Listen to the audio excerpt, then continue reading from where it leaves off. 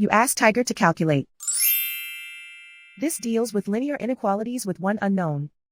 The final result is x smaller than 5/2 smaller than 21/2. Let's solve it step by step. Group all constants on the right side of the inequality. Subtract 29 from both sides.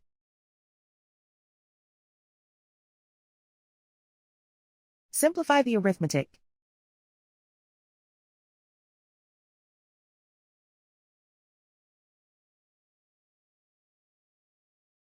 Isolate the x. Divide both sides by -4. Whenever you multiply or divide by a negative, reverse the inequality sign.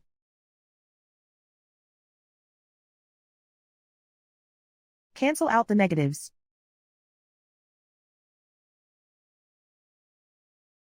Simplify the fraction.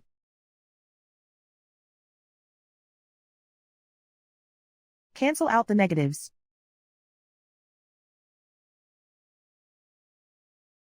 Find the greatest common factor of the numerator and denominator.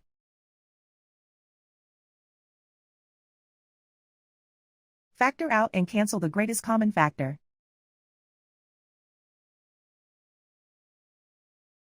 Plot the solution on a coordinate grid.